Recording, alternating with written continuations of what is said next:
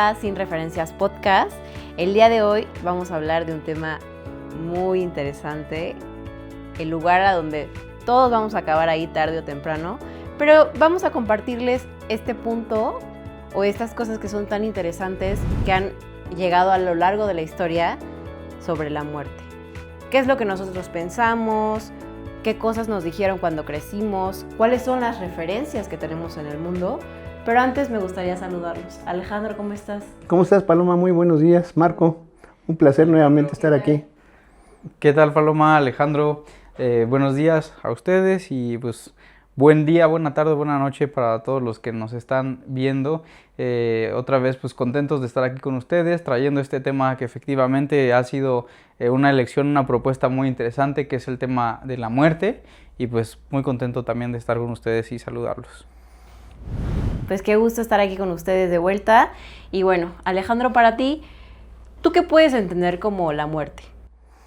Bueno, pues en primera instancia, y así en frío, pues la muerte es un misterio, en primerísima instancia. Y es un misterio que a lo largo de la historia nos ha producido miedo. Y ese miedo ha sido llenado con relatos, con maniobras filosóficas, con maniobras psicológicas, religiosas, para hacernos más tenue el acercamiento inexorable a eso que nos une a todos, que va a ser el momento de la muerte. Y desde luego esto ha estado enmarcado culturalmente de muchas maneras, y hoy las vamos a tocar nada más como referencias para llegar a las no referencias de una manera dialéctica, pero lo que fundamentalmente creo que nos anima es encontrar, si no una respuesta, una forma de abordar el tema de una manera más creativa. Sí. ¿Verdad?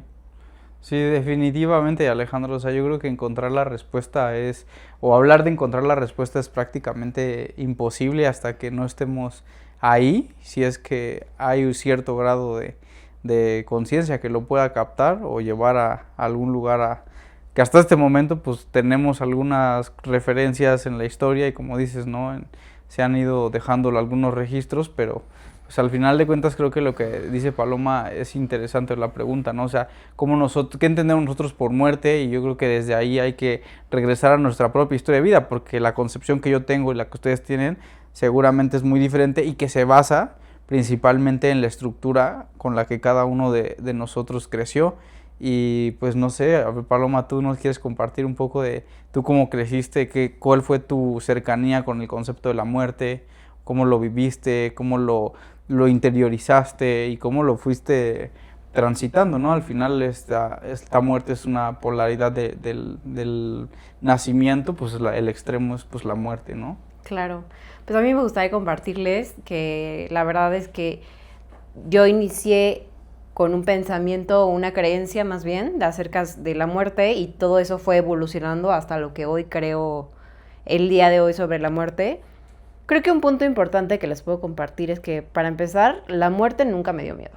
O sea, verme a mí misma muerta, verme a mí morir, nunca ha sido algo que me dé miedo, que esté asociado como con un pensamiento constante de cómo me voy a morir y en qué momento. O sea, yo hasta antes de ser mamá, yo dije, en cualquier momento en el que yo me muera, yo me voy a ir a gusto.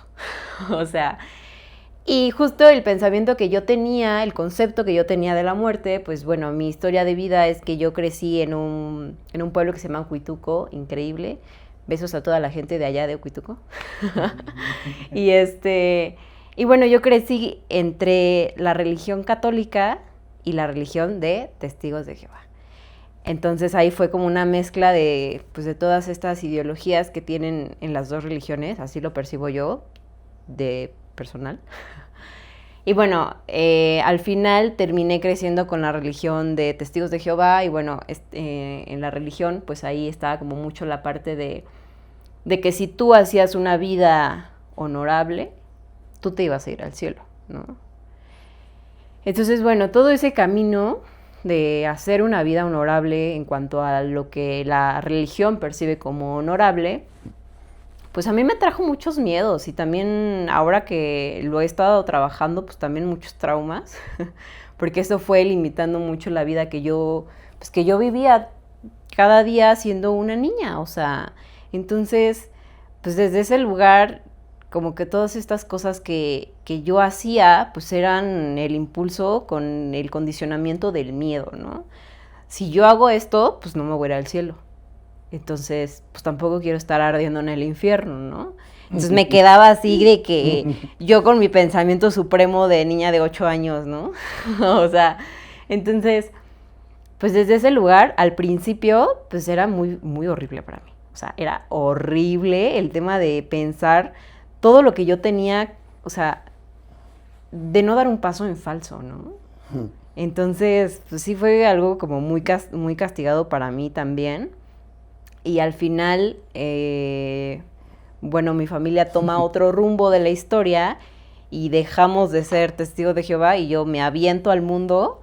Entonces ahí me doy cuenta que hay otro tipo de religiones, que hay otro tipo de pensamientos, que la espiritualidad también se conecta con la muerte, que todas estas cosas nos pueden ir preparando, recordando el episodio pasado que tuvimos de ensoñar. Empiezo a aprender todas estas cosas que a mí me vuelan la cabeza completamente, ¿no? O sea, no sé si alguno de ustedes, bueno, creció, también quieren compartir el tema de si crecieron o no en una religión, pero bueno, yo desde este lugar a mí, o sea, me vuela la cabeza, yo digo, ¿qué es esto? O sea, yo estaba así, ¿no? Entonces, ahora yo veo la muerte como un lugar en el que inevitablemente voy a llegar y que en el mejor de los casos yo quiero hacer una vida que me dé la tranquilidad de decir, me puedo morir en cualquier momento. O sea, seguir con el pensamiento que tenía anteriormente, porque ahora que soy mamá digo, no, es que si me muero y mis hijos, ¿y con qué se van a quedar? ¿Y quién nos va a cuidar como yo? Y todas estas partes un poco egoicas. Pero pues también, o sea, en este momento estoy muy relajada con el tema de la muerte, lo estoy trabajando también y creo que el momento que tenga que ser, que sea un lugar de, o sea, que en mi funeral pues pongan música que me gusta, que no sea un lugar así de no se vaya al cielo y se vaya al infierno, o va a estar en el cielo todos tranquilos. No, quién sabe qué va a pasar el día de mañana, ¿no? Ahí les contaré si ahí les mandaré señales. Si es posible. Es que lo curioso del asunto es que siempre se nos han tratado de inculcar narrativas para tranquilizarnos en respecto a la idea de la muerte. Y lo que se ha conseguido es crear más angustia, paradójicamente. Y eso es debido a que las formas de evaluar ese momento inevitable siempre se hacen a través de nuestros sentidos. Y es muy interesante explorar el hecho de que nuestros sentidos en realidad están estructurados y originados con el propósito de la supervivencia. Es decir, nuestros sentidos evalúan el mundo en términos de alimento y peligro. Es decir, lo evalúan en una forma completamente animal, en una forma completamente biológica. Y sin embargo, hemos encumbrado esa forma tan primitiva y tan tosca de evaluar la vida y la hemos coronado como que incluso la ciencia, que es ahora nuestro moderno Dios, es una estructura justamente que hace que pensemos que nuestros sentidos son capaces de evaluar, juzgar, interpretar y aprender el mundo tal como es, sin ponernos a ver que en realidad son instrumentos muy limitados, cuya finalidad son preservar la vida biológica, pero de ninguna manera hacer una evaluación filosófica, psicológica, antropológica del asunto. Entonces esto es muy interesante porque estamos tratando de medir o de utilizar un instrumento como una regla para medir grandes distancias cósmicas. Entonces pues evidentemente es totalmente inadecuado esto. Entonces una de las cosas que es importante señalar es que tenemos que ver la muerte como una, insisto, como un misterio, pero como un horizonte en el cual los elementos que tenemos de juicio tenemos que ampliarlos, no podemos dejarlos en nuestra mera percepción sensorial. Claro. Porque también, o sea, por ejemplo, ¿no? Cuando ocurre la muerte, digamos, natural, pues el cuerpo muere, pero siempre se habla en todas las religiones de un espíritu, ¿no? O de una... Alma. De un alma, justo, gracias. Entonces, el tema sería, entonces, ¿a dónde se va esta alma, no? ¿Qué es lo que todo el mundo nos ha dicho? ¿Qué es lo que a lo mejor... Por ejemplo, ¿tú qué piensas sobre eso, Alejandro? O sea... Bueno, en primera instancia yo haría una diferenciación entre alma y espíritu. Porque el alma, desde el punto de vista conceptual, se considera como un mediador entre nuestro estado físico y un estado eventualmente incorpóreo que sería el espiritual, pero no es lo mismo espíritu que alma. Digamos que el alma está matizada y está condicionada en gran medida por nuestra vida corpórea, en nuestra vida humana. Y el aspecto espiritual es más bien un estado impersonal, es un estado abstracto, es un estado en el cual no hay yo, ¿verdad? Y entonces, ya haciendo esa distinción, pues podemos ampliar más el asunto, porque si hacemos sinónimos alma y espíritu, pues y que ha sido una forma intencional, una construcción intencional de las religiones, ¿para qué? Para limitarnos, para colocar, porque en el alma hay conceptos como el bien y el mal, el paraíso y el infierno, es dual finalmente, y el espíritu no puede ser dual, porque si el espíritu es dual, la dualidad es un límite, y si nosotros tenemos una abstracción tal que vislumbramos por lo menos conceptualmente un estado ilimitado, que sería el espiritual, pues entonces no podemos no podemos mezclar dos elementos que de sí mismos son incompatibles. Entonces, aparentemente esto que acabo de decir pues es un galimatías, pero no lo es más sencillo.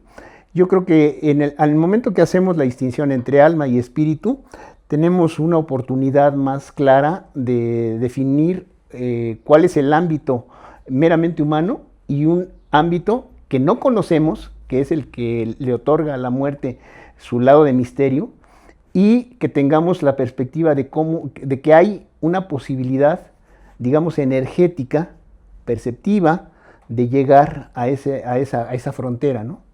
Y entonces tendríamos que hablar de la meditación, que sería un estado de silencio interior, no dual, no sujeto a la polaridad de ceros y unos, y de sí no alto, bajo, chiquito, grandote, sino que es un estado donde podemos acceder a un estado de abstracción no dual, y desde esa perspectiva podemos tener un vislumbre de lo que sería el espíritu. Uh-huh.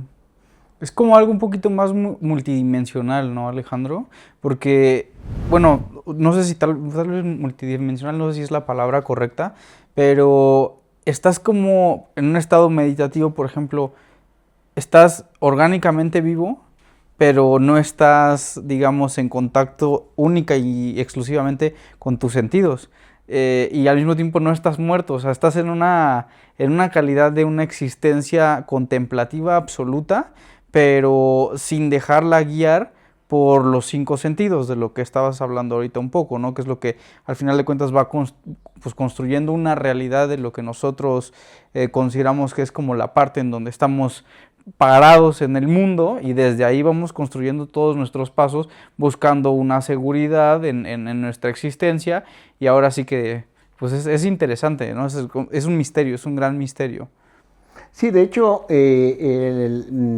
la búsqueda del silencio es un estado en el cual, al no haber dualidad, nos enfrentamos a un estado de presente, en el cual no existe más que el momento que se está viviendo.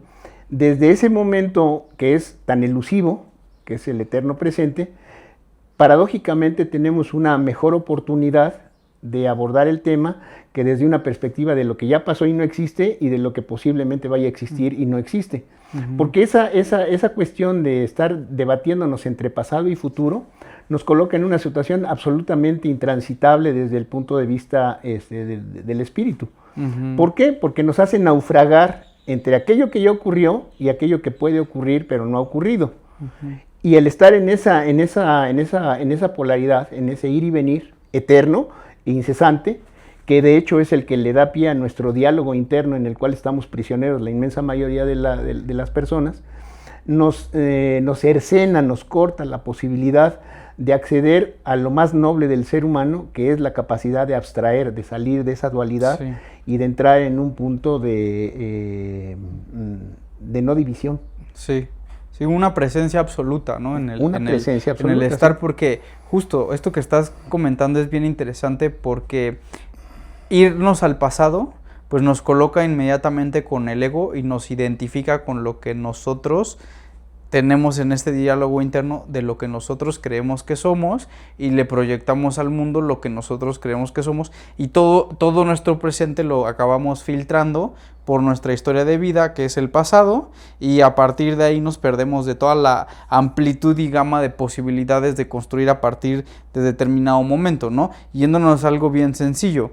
Y esto aparentemente, aunque podría ser que nos estamos distanciando un poco de la muerte, en realidad no lo es, porque también hay un tema importante que es cuánta gente no entramos en la zona de la automatización de la conducta y ya no estamos ni vivos y tampoco estamos muertos. O sea, en realidad estamos en un automático y somos simplemente un organismo vivo que se identifica con esta estructura pues del ego, con una construcción de lo que creemos que somos, y nos perdemos como tal la experiencia de vivir y quedamos atrapados en esta zona que tú refieres, y es pues en donde estamos en realidad. Estamos vivos o estamos muertos, porque ¿qué es no estar muerto? Estar vivo. Pero si nuestra vida la automatizamos por completo, entonces ¿realmente estamos vivos? Y es que justo algo muy importante que acabas de mencionar es el punto crucial en el que decides desprenderte de todo eso que traes, digamos, cargando, y que decides también observar otras cosas, ¿no? O sea, ¿qué es lo que en realidad a ti te hace sentido, sin no necesariamente, o sea, que traes todo lo de atrás sin cuestionarlo necesariamente, y entonces solo vas acarreando todo lo que ha sido de tu historia, uh-huh, sin discernir, ¿no? Esto es algo con lo que estoy de acuerdo, me hace sentido, no me hace sentido. Hace ratito, fuera de cámaras, nos compartías un poquito cómo ha sido tu historia de vida, y que justo tú dijiste, pues esto a mí nunca me ha hecho sentido, ¿no? Entonces también algo importante yo creo que sería discernir, ¿no? O sea, a ver, ¿esto me hace sentido? ¿Sí, no? ¿O es algo que solamente me han contado toda mi vida y esto es el producto de lo que viene siendo, ¿no? Pues sí, es que es como lo que decíamos, ¿no? A ver, si desde niños se implanta un miedo de no ir al infierno después de la muerte, y que te dicen, este es el paraíso y este es el infierno, y si haces cosas buenas, entonces te vas al cielo con Dios, y si haces cosas malas, te vas al... Ya de ahí empiezas a condicionar toda tu existencia y toda tu forma de vivir la vida, pues a través del miedo, a través de lo que está permitido, de lo que no está permitido, y te empiezas a privar de toda la amplitud de lo que realmente hay en la vida, y te puedes encontrar con eso, ¿no?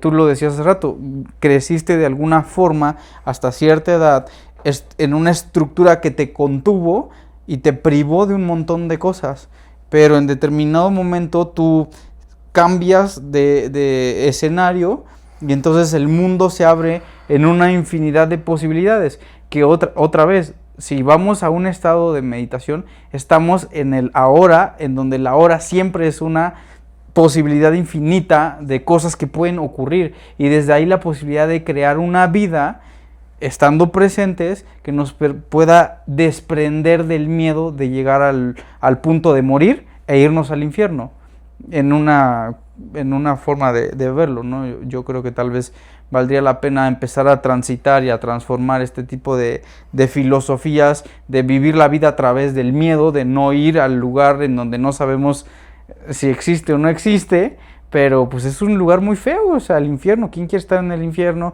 quemándose con el diablo, o como Satanás, o como le quieran llamar, ¿no? Entonces yo creo que por lograr desprendernos poco a poco de estas estructuras, porque por ahí veíamos un dato, ¿no? Que en este momento todavía en México el 90% de los mexicanos son católicos. O sea, el 90% de los mexicanos son católicos y siguen creyendo en las estructuras del cielo y el infierno. Qué fuerte también, ¿no? Y que al final también, digo, el día de hoy estamos aquí con este pensamiento, pero no sabemos el día de mañana a dónde nos lleve la vida, que terminemos en un lugar completamente distinto, ¿no? Entonces, justamente es esta parte de como ir evolucionando en nuestro pensamiento y no quedarnos solamente con lo que nos dijeron nuestros abuelos, ¿no? Porque a lo mejor eso pues, nos paraliza y nos hace no movernos desde ese lugar del miedo para todo lo que hacemos día con día. No sé tú qué pienses, Alejandro. Sí, yo creo que una de las grandes deficiencias de nuestra educación es que nos han colocado siempre en una perspectiva de premio y castigo, ¿no? Y esa es una estructura muy ventajosa para los demás, porque entonces les estamos dando a estructuras ajenas a nosotros la potestad del juicio, es decir, de calificar si estamos bien o estamos mal. Y esto ha sido intencionado, porque de esa manera es como se ha explotado a la humanidad en todos los ámbitos, en el ámbito religioso, en el ámbito educativo, en el ámbito social. O sea, todas estas estructuras de las que acabo de hablar son estructuras de control. Y en esas estructuras de control nosotros somos explotables. Es decir, se obtiene un beneficio que no es para nosotros hacia otras entidades, ya sea el Estado, ya sea la religión, otras personas, nuestros padres, nuestros maestros, nuestros jefes, etcétera, etcétera. Esto es importante porque se nos ha cortado, se nos ha decapitado un elemento muy importante que es nuestra atención, ¿sí? Nuestra atención dirigida hacia nosotros mismos. De hecho, actualmente la guerra cognitiva que estamos viviendo indudablemente está justamente destinada a controlar nuestra atención. Ese es el valor, nuestra conciencia, porque eso puede generar narrativas generales que pueden modificar la sociedad en una opinión pública, ¿verdad? Es decir, yo polarizo las cosas, pongo buenos y malos y entonces manejo desde esa perspectiva todo el tinglado, como en una función de lucha libre, ¿no? Yo soy el empresario y pongo un rudo y pongo un técnico, los pongo a romperse la cara y a sacarse sangre de la cara para excitar los sentidos de la muchedumbre externa, sin darme cuenta que eso es una manipulación, que a lo que lleva es a obtener propósitos completamente ajenos a los de la persona. Entonces, volviendo sobre el tema, es muy importante ser capaces de hacer un acto de reflexión, lo que se llama un recuerdo de sí mismo, que no es otra cosa que el percibirnos a nosotros en este momento, en este lugar, de una manera instantánea, sin necesidad de estar fluctuando entre un pasado y un futuro inexistentes ambos, ¿no? Entonces, la muerte nos coloca en esa tesitura porque la muerte es un acto único, es decir, vamos a morir. Por lo menos desde lo que nuestra percepción nos muestra, vamos a morir una sola vez. Y es un momento angustioso que ha sido envuelto intencionalmente de ansiedad y de incertidumbre y de oscuridad. Y esa manera de ver la muerte nos ha llevado a una situación muy angustiosa, ¿no? Y realmente lo que estamos planteando ahorita es cómo hacer que la muerte sea en realidad lo que era un hecho para las culturas anteriores a nosotros, que es un estado de gozo. Es decir, es un momento en donde vamos a enfrentar lo desconocido. Y eso no necesariamente es algo bochornoso, peligroso, que nos ponga en riesgo, no, al contrario, es abrir nuestros horizontes a algo que nunca hemos percibido antes y que de naturaleza debe ser grandioso. ¿Por qué debe ser grandioso? Pues porque es ilimitado, ¿verdad? El espíritu es ilimitado. Y en el momento en que nosotros abramos nuestra concha de defensa animal, de estar protegiendo nuestras posesiones, nuestro mundo, lo que lo forma, etcétera, etcétera, y abrirnos a lo desconocido infinito, pues es un acto sublime, maravilloso. No debería de ser de ninguna manera algo oneroso, debería de ser algo más bien glorioso, magnífico. ¿Podrías compartirnos alguna cultura que hable sobre la muerte como un estado de gozo? Porque justo hay muchas culturas en las que la llegada de la muerte se ve como una celebración, ¿no? Ujú. Incluso en Día de Muertos, ¿no? Todo el mundo Claro. celebra Día de Muertos. Claro, porque realmente para muchas culturas ancestrales la muerte era una liberación, ¿verdad? Y ha habido una manipulación de las religiones, fundamentalmente las abrámicas, es decir, el Islam, el judaísmo originalmente y el cristianismo, que son religiones punitivas. Son religiones del desierto, donde la gente vivía en condiciones muy severas y había una escasez tremenda de recursos y de todo eso. Y eso generó una ideología muy defensiva, muy predadora. O tú o yo, o prevaleces tú o prevalezco yo. Y ahora estamos viendo que el pueblo de Dios pues es el más predador de todos, ¿no? Y hemos vivido con la idea de que ese pueblo, que es el pueblo de Dios, que se esforzaron por muchos siglos en hacerlo respetable y todo eso, pues es el que genera masacres y es el que genera genocidios y es el que genera todos los problemas que padece la civilización actual, ¿no? Precisamente debido a que estamos en una estructura donde el premio y el castigo trascendente lleva nuestra vida ordinaria, nuestra vida dentro de este mundo, dentro de esta experiencia, a una situación trascendente.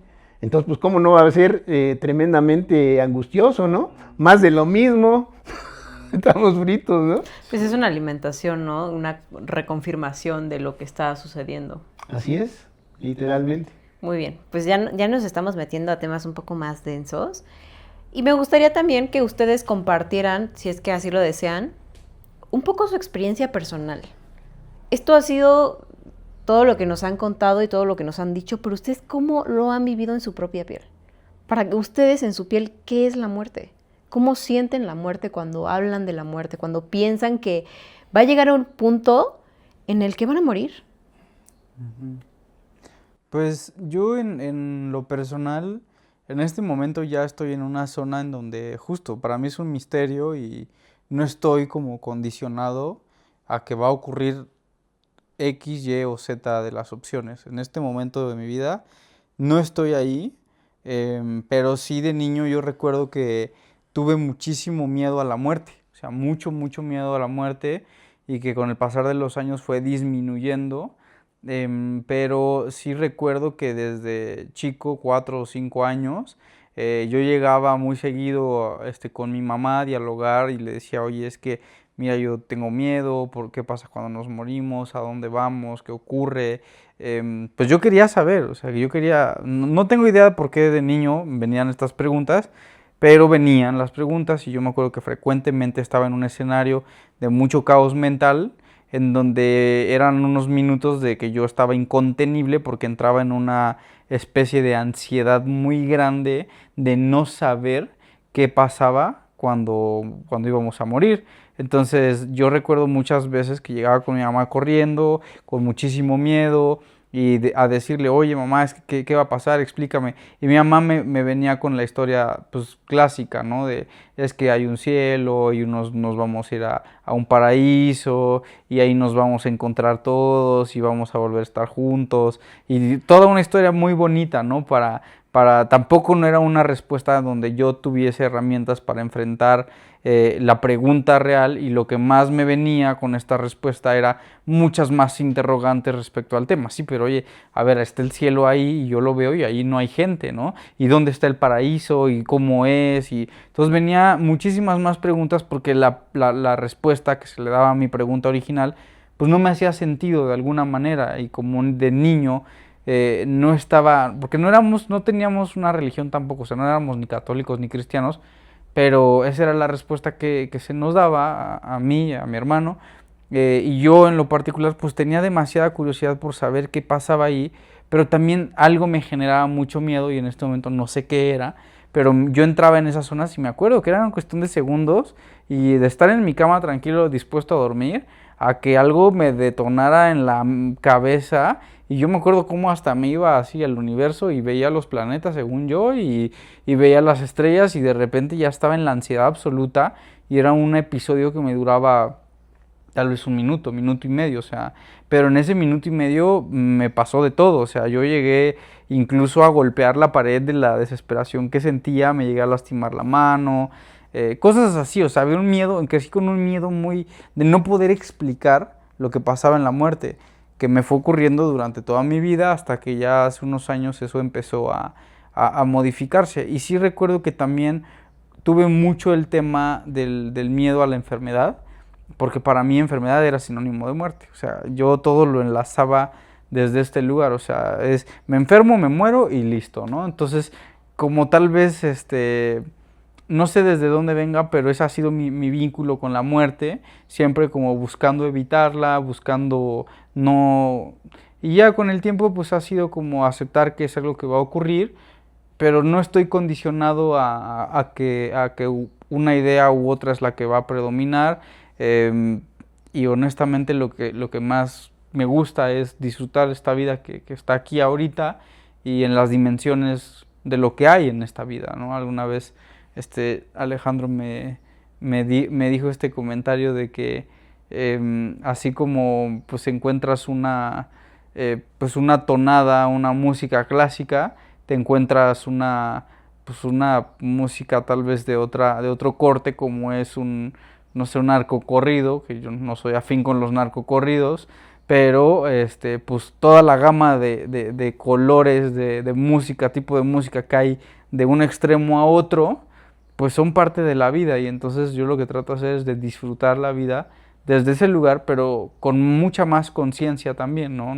No porque esté en la vida me lo voy a estar consumiendo, pero sí con digamos, ya con una mirada de viví en presencia y viví presente con lo que estaba haciendo, con las decisiones que me hagan sentir cómodo y no desde un lugar automatizado. Es decir, vivir como... Perdón. Sí, no, y esa es mi experiencia, ¿no? Y es mi vínculo con la idea de la muerte. Pues muchísimas gracias por compartir algo tan personal.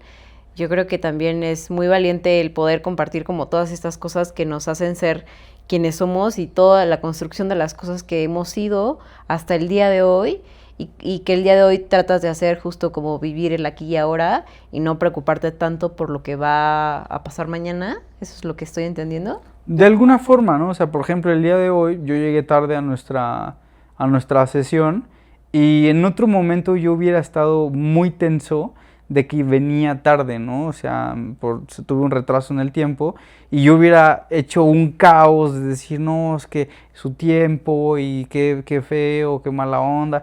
Pero también dije, no puedo hacer nada para modificarlo, ¿para qué me voy a ir torturando todo el camino?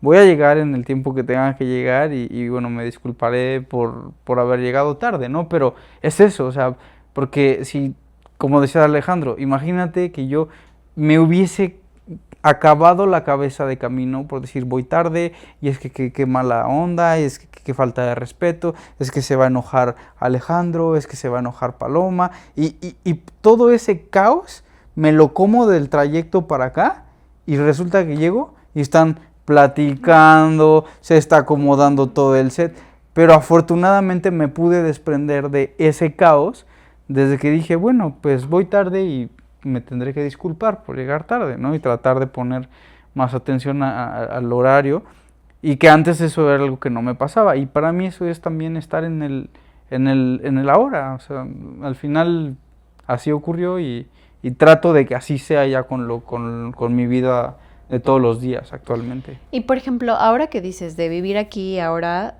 y que ahora tienes este nuevo pensamiento, ¿tú consideras que ha sido algo espontáneo o que ha habido un trabajo personal detrás para lograr esta contención y autorregulación de, a ver, tranquilo, pues no puedo hacer nada, estoy atorado en el tráfico, salí en el tiempo adecuado, pero pues esto salió de mis manos, ¿y para qué me voy a torturar de algo que al final de cuentas va a ser inevitable, ¿no?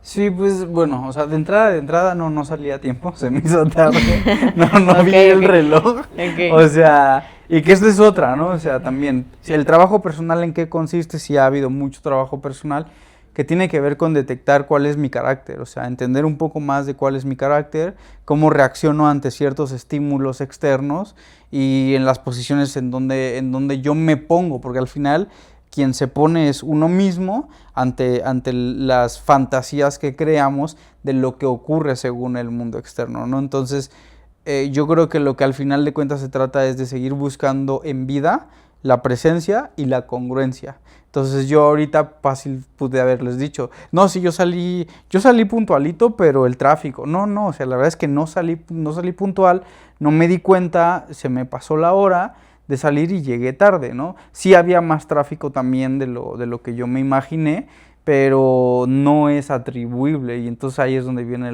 la parte de la congruencia, que también es, pues, ser congruente en la vida, pues nos da resultados distintos, ¿no?